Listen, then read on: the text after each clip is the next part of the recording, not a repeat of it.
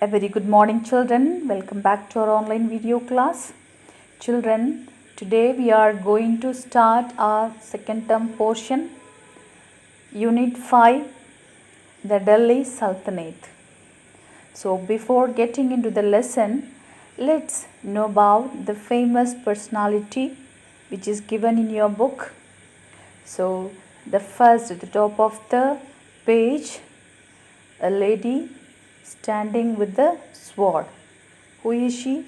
She is none other than Razia Sultan. Okay, she was the first woman ruler of medieval India. She was an able administrator. This made her popular with the people. So let's learn about her in detail in the lesson. Before that, let's also know about these three women whose picture is given in the book. Do you know the first one who smiles? She is Leela Seth, the first woman judge of Delhi High Court. Okay, and that second one, I hope all of you know that she is Pratibha Patil, the 12th President of India. And the third one, Jessie Thomas, the missile woman of India. She is the first woman scientist to head a missile project in India. Now let's get started with the lesson. The period from 1206 to 1526 is known as the age of the Delhi Sultanate. Delhi was the capital of the sultans who conquered a large part of the Indian subcontinent. 5 dynasties ruled during this period. They were, so the period from 1206 to 1526.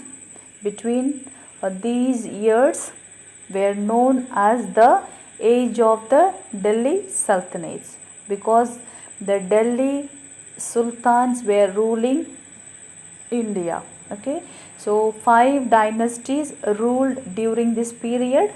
They were the Slave dynasty, the Khalji dynasty, the Tughlaq dynasty, the Said dynasty, and the last one is the Lodi dynasty. The Slave dynasty during 1206 to 1290, and the Khalji dynasty from 1290 to 1320.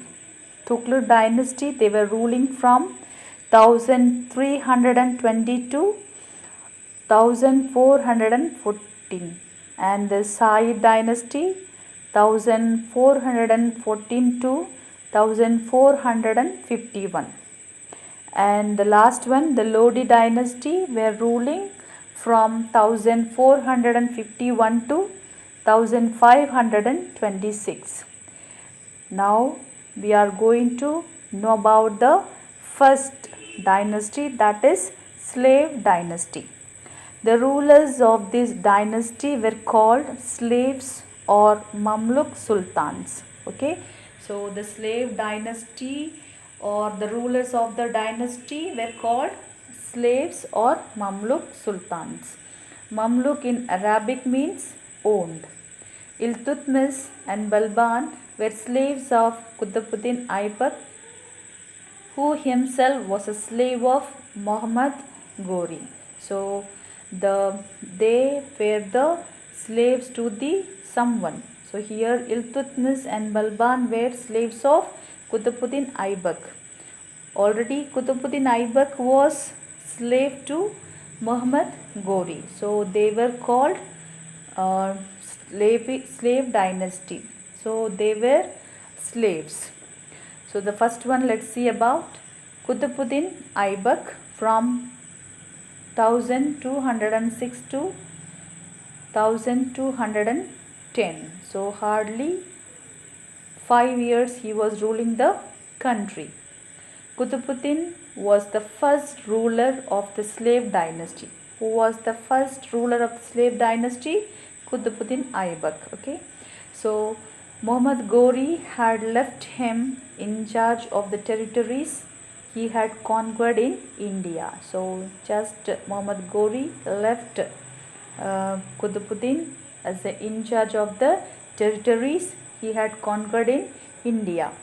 Already we have learned about the conquest of Muhammad Ghori in the previous lesson. Okay, it is the continuation of the next lesson. After Ghori's death, Aibak began to rule as an independent ruler. He was a kind-hearted, generous man. He was called Lak Baksh or giver of lakhs because he gave away a lot of wealth in charity. He built the Qatul Islam Mosque in Delhi. Aibak also started the construction of the Qutb Minar in Delhi. So after Ghori's death, Muhammad Ghori's death, Aibak began to rule as an independent ruler. He was not dependent ruler, but he was an independent ruler.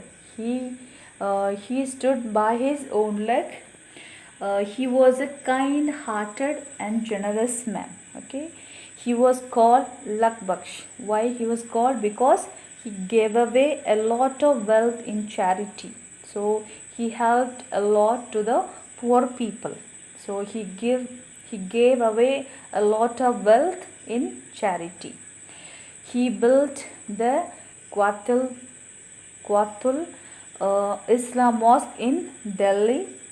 He also started the construction of the Qutb Minar in Delhi. This is all about in today's class. Let's continue our lesson in the next class. Thank you, children. Have a nice day ahead.